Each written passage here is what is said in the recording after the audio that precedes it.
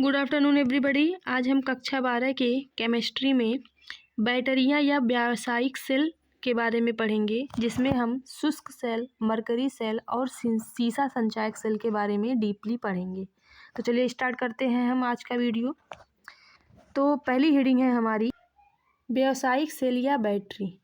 तो देखिए, सेल क्या होता है? सेल एक सिंगल होता है और बैटरी होती है सेलों का संयोजन। तो जो व्यावसायिक सेल होती है, यह एक विद्युत ऊर्जा का स्रोत होती है और इसके संयोजन को हम बैटरी कहते हैं। इन सेलों को हम बैटरी के रूप में प्रयोग करते हैं। तो जो बैटरियां होती हैं वो हमारी गैल्वेनिक सेल होती हैं, जिनमें रेडॉक्स अभिक्रिया द्वारा विद्युत ऊर्जा उत्पन्न होती है। बैटरियों के कुछ अभिलक्षण भी होते हैं, जिनमें कुछ ऐसी प्रॉपर्टी होनी चाहिए, जैसे ये वजन में हल्की होनी चाहिए, इनकी कीमत कम होनी चाहिए, इनका आकार छोटा होना चाहिए और इन्हें प्रयोग में लाए जाने के समय इनकी वोल्टेज में जो गिरावट हो वो अचानक ना हो, बल्कि लगातार होनी चाहिए। अर्थात स्थिर वोल्टता की विद्युत धारा अधिक समय तक देनी चाहिए।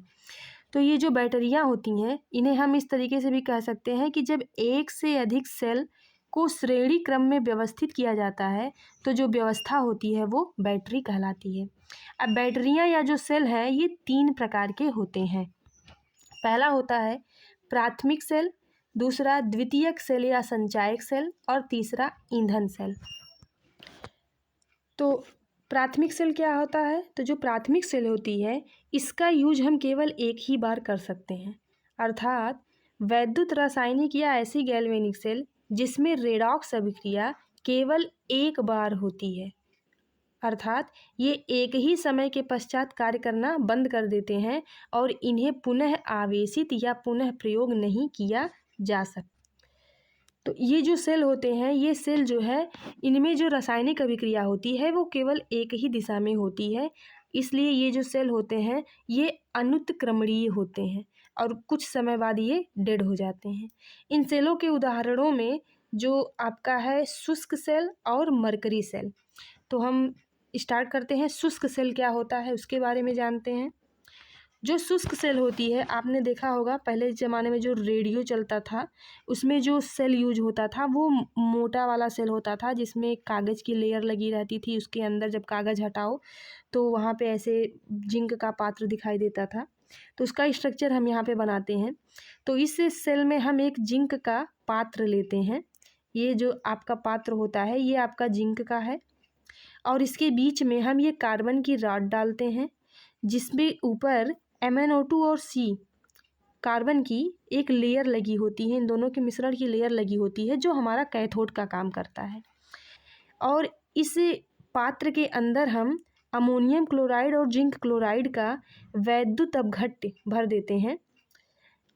इसके ऊपर ये सिल लगी होती है, जिसे हम पिट सिल कहते हैं, और ये आपकी टोपी लगी होती है। अब यहाँ जो कार्बन की छड़ है वो कैथोड का काम करती है और ये जो जिंक का पात्र है ये किसका काम करता है? एनोड का। तो जो शुष्क सेल या ड्राई सेल होती है, यह लेक्लांसे सेल का एक कम्पैक्ट फॉर्म होता है, जिसका आविष्कार लेक्लांसे ने किया था।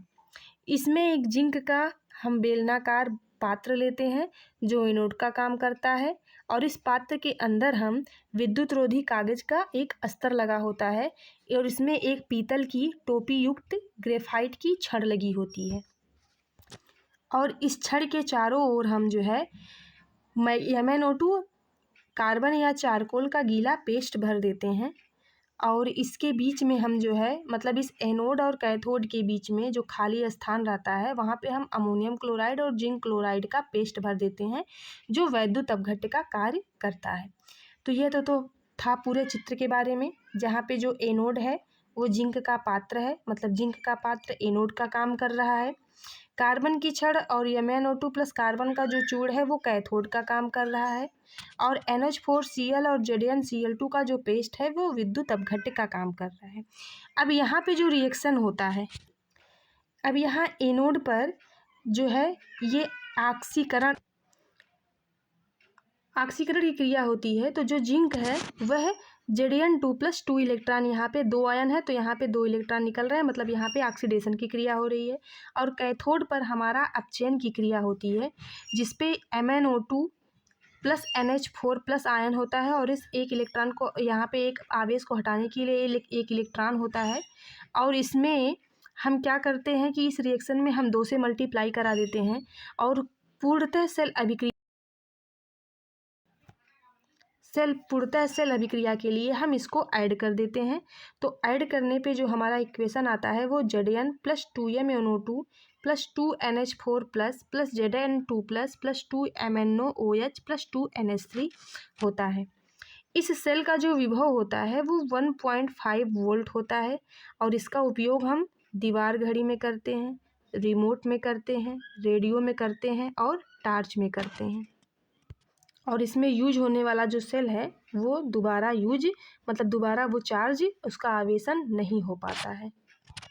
दूसरा है हमारा मरकरी सेल, जिसे हम पारद सेल कहते हैं। मरकरी का मतलब क्या होता है?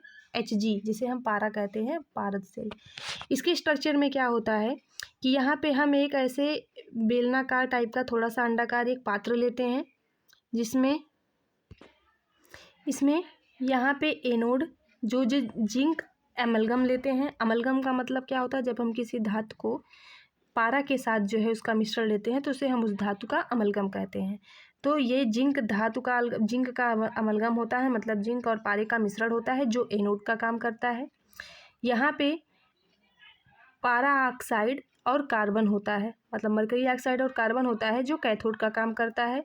और इसके बीच में हम भरते हैं पोटेशियम हाइड्रोक्साइड और जिंक ऑक्साइड का पेस्ट, जो विद्युत अपघट्य का काम करता है। ये चित्र के बारे में था, मतलब कि इसमें जिंक पात्र एनोड और कार्बन की छड़ कैथोड का काम करती है। इसके अंदर की सतह पर हम एक जो है पोटेशियम हाइड्रोक्साइड और मर्क्यूरिक ऑक्साइड का मिश्रण पेस्ट वैद्युत अपघट्य के रूप में प्रयोग करते हैं। इसका जो यूज होता है वह लघु विद्युत यंत्रों में होता है, जैसे घड़ी, सुनने के यंत्र या कैलकुलेटर अथवा कैमरे, इन सब में जो है इन सेलों का यूज होता है। तो यह भी जो है एक प्रकार की शुष्क सेल ही है।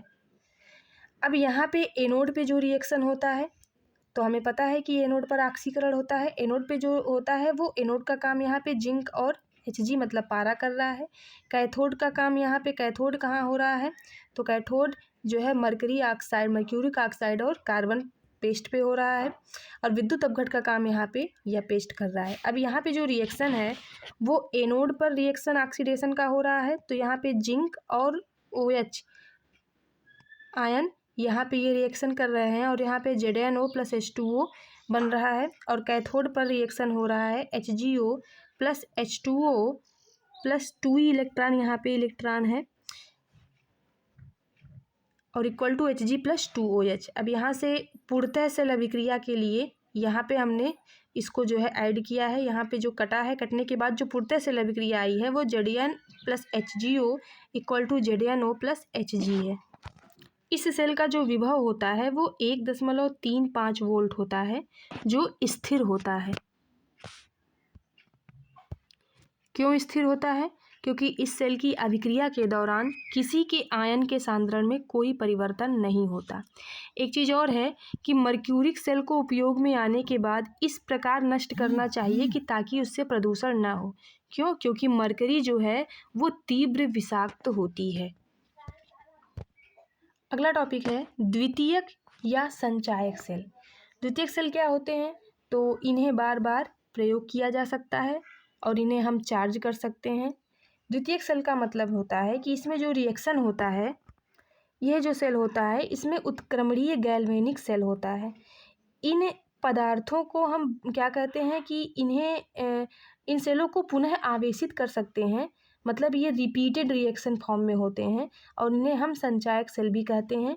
इस प्रकार के सेलों में जैसे आपका सीसा, जिसे हम लेड संचायक सेल कहते हैं, और निकिल कैडमियम संचायक सेल होते हैं। तो हम यहाँ पे सीसा संचायक सेल के बारे में पढ़ते हैं। इसका स्ट्रक्चर देखते हैं। तो यहाँ पे हम एक पात्र लेते हैं और इस पात्र में हम जो है धातु की छड़ लगाते हैं। यहाँ पे देखिए ये लेड धातु की छड़ है और यहाँ पे ये लेड ऑक्साइड की छड़ है। तो यहाँ पे जो लेड की छड़ है वो एनोड का काम कर रही है और लेड ऑक्साइड की जो छड़ है वो कैथोड का काम कर रही है। और यहाँ पे वैद्युत अपघट्य के रूप में हम 38% सल्फ्यूरिक अम्ल H2SO4 भर रहे हैं। इनका उपयोग कहाँ होता है? तो उनका उपयोग जो होता है वो वाहनों और घरों के इन्वर्टरों में इनका उपयोग होता है। यहाँ पे एनोड के रूप में लेड की प्लेट है, कैथोड का काम कर रही है लेड ऑक्साइड से भरी लेड की ग्रिड, और वैद्युत अपघट्य यहाँ पे 38% H2SO4 है। एक सीसा संचायक जो बैटरी होती है उसका जो विभव होता है, इसका जो विभव होता है वह 6 से 12 वोल्ट होता है और इसमें 3 से 6 जो जिसमें प्रत्येक जो आपकी ग्रिड होती है वो 2 वोल्ट की होती है। तो 3 से 6 संचायक सेल जो है वो श्रेणीबद्ध रूप में जुड़े होते हैं और इनका जो विभव होता है वो 2 वोल्ट का होता है। और ये जो 38% सांद्रता वाला जो H2SO4 का विलयन है, इसका जो घनत्व होता है वो 1.30 ग्राम प्रति घन सेंटीमीटर होता है, जो वैद्युत अपघट्य का काम करता है। अब इसमें जो रिएक्शन होता है हम उसको देखते हैं। तो यहाँ पे जब पहले निरावेशन होता है, जैसे जब लाइट चली जाती है तो फिर आपका इन्वर्टर स्टार्ट हो जाता है और जब इन्वर्टर स्टार्ट होता है तो वो धीरे धीरे निरावेशित होती है, मतलब उसका आवेश धीरे धीरे डिस्चार्ज होना शुरू होता है, तो उसे हम कहते हैं निरावेशन। तो जब निरावेशन होता है तो एनोड पे क्या होता है? एनोड पे जो होता है वो आपका लेड प्लस सल्फेट आयन, और यहाँ पे यह प्रक्रिया होती है इक्वल टू PbSO4 प्लस यहाँ से 2 इलेक्ट्रॉन आपके निकलते हैं। और कैथोड पर आपका जो है, मतलब एनोड पर आपका ऑक्सीकरण और कैथोड पर क्या हो रहा है? अपचयन होता है। PbO2 प्लस SO4 पे 2 ion plus 4H plus 2 electron equal to PbSO4 plus 2H2O। अब पूर्ण अभिक्रिया के इसके लिए हम इन दोनों को ऐड करते हैं तो हमारा ये पूर्ण अभिक्रिया प्राप्त होता है। Pb plus PbO2 plus 2H2SO4 equal to 2PbSO4 plus 2H2O। इसके बाद जब दोबारा आवेशित होती है, मतलब कि जब लाइट आ जाती है तो आपका इन्वर्टर पुनः चार्ज होना शुरू हो जाता है, तो उसे हम कहते हैं आवेशन। उस कंडीशन में क्या होता है कि जो एनोड था अब वह कैथोड का काम करेगा, और जो कैथोड था वह किसका काम करेगा? एनोड का। तो कैथोड पे हमें पता है कि जो है कैथोड पर क्या हो रहा था? अपचयन। लेकिन अब ये तो अपचयन हो रहा था तो ये वाला जो आपका इक्वेशन है ये अब पलट जाएगा, मतलब यहाँ से Pb प्लस SO4 2 माइनस यहाँ पे आ गया और PbSO4 प्लस 2 इलेक्ट्रॉन यहाँ आ गया।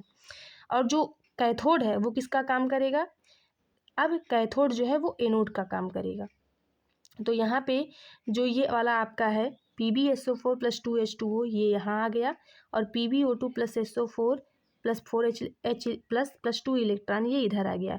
मतलब आवेशन में जो है वो आपकी जो अभिक्रिया है वो चेंज हो जाती है, एनोड कैथोड का काम करने लगती है और कैथोड एनोड का काम करने लगते हैं। मतलब जो ऑक्सीकरण हो रहा था वो अब अपचयन होगा और जो अपचयन हो रहा था वो अब ऑक्सीकरण का काम करेगा।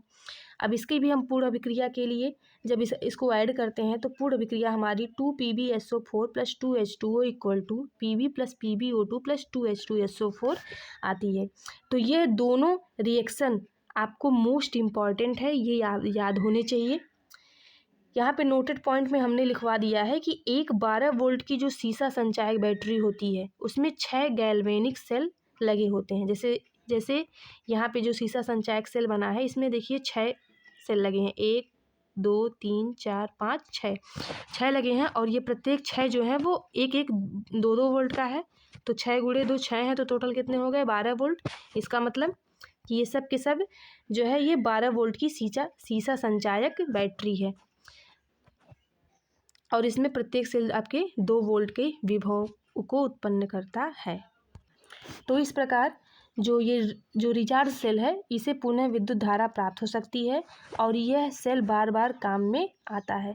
अब इस सेल को हम निम्न प्रकार से लिख सकते हैं, अर्थात इसको निरूपित कैसे किया जाएगा? तो PbSO4